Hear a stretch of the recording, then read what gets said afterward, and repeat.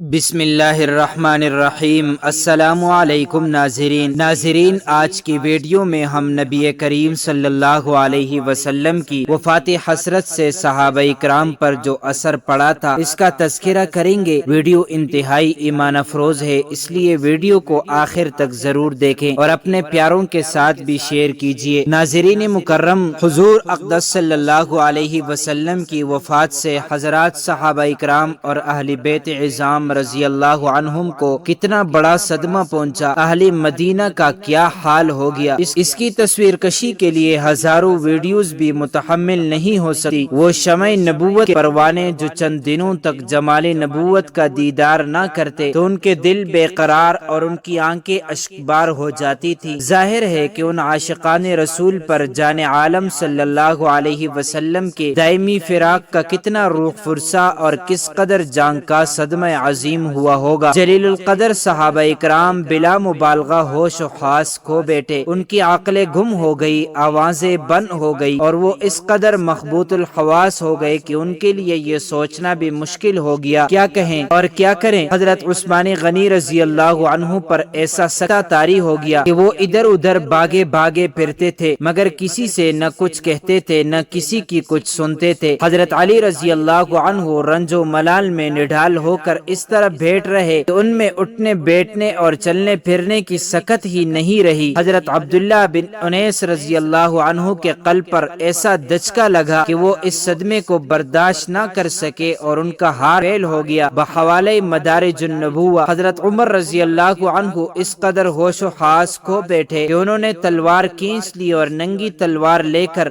مدینہ کی گلیوں میں ادھر ادھر آتے جاتے تھے اور یہ کہتے پھرتے تھے کہ اگر کسی نے یہ کہا کہ رسول اللہ کی وفات ہو گئی تو میں اس تلوار سے اس کی گردن اڑا دوں گا۔ حضرت عائشہ رضی اللہ عنہا کا بیان ہے کہ وفات کے بعد حضرت عمر حضرت مغیرہ بن شعبہ رضی اللہ عنہما اجازت لے کر مکان میں داخل ہوئے۔ حضرت عمر رضی اللہ عنہ نے حضور صلی اللہ علیہ وسلم کو دیکھ کر کہا کہ بہت ہی سخت غشی طاری ہو گئی ہے۔ جب وہ وہاں سے چلنے لگے تو حضرت مغیرہ نے کہا کہ عمر تمہیں کچھ خبر بھی ہے؟ حضور صلی اللہ علیہ وسلم کا وصال ہو چکا ہے۔ یہ سن کر حضرت عمر رضی اللہ عنہ آپے سے باہر ہو گئے، تڑپ کر بولے کہ اے مغیرہ تم جھوٹے ہو، حضور کا اس وقت تک انتقال نہیں ہو سکتا جب تک دنیا سے ایک منافق کا خاتمہ نہ ہو جائے۔ مواہب الدنیہ میں طبری سے منقول ہے کہ حضور صلی اللہ علیہ وسلم کی وفات کے وقت حضرت ابوبکر صدیق رضی اللہ عنہ مقام سخ میں تھے جو مسجد نبوی سے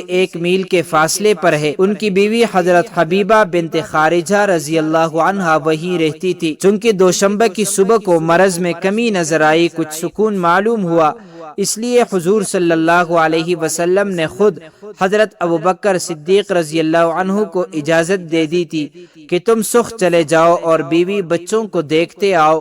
بخاری شریف وغیرہ میں ہے کہ حضرت ابوبکر صدیق اپنے گھوڑے پر سوار ہو کر سخ سے آئے اور کسی سے کوئی بات نہ کہی نہ سنی، سیدھے حضرت عائشہ رضی اللہ عنہا کے حجرے میں چلے گئے۔ حضور صلی اللہ علیہ وسلم کے رخ انور سے چادر ہٹا کر آپ صلی اللہ علیہ وسلم پر جھکے، آپ کی دونوں آنکھوں کے درمیان نہایت گرم جوشی کے ساتھ ایک بوسہ دیا اور کہا کہ آپ اپنی حیات اور وفات دونوں حالتوں میں پاکیزہ رہے۔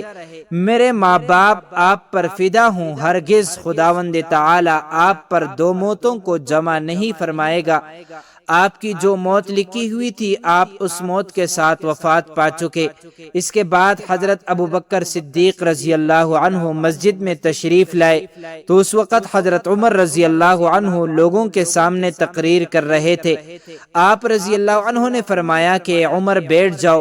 حضرت عمر نے بیٹھنے سے انکار کر دیا تو حضرت ابوبکر صدیق نے انہیں چھوڑ دیا اور خود لوگوں کو متوجہ کرنے کے لیے خطبہ دینا شروع کر دیا کہ اما بعد، جو شخص تم میں سے محمد صلی اللہ علیہ وسلم کی عبادت کرتا تھا وہ جان لے کہ محمد صلی اللہ علیہ وسلم کا وصال ہو گیا، اور جو شخص تم میں سے خدا عز و جل کی پرستش کرتا تھا تو خداوند زندہ ہے، وہ کبھی نہیں مرے گا۔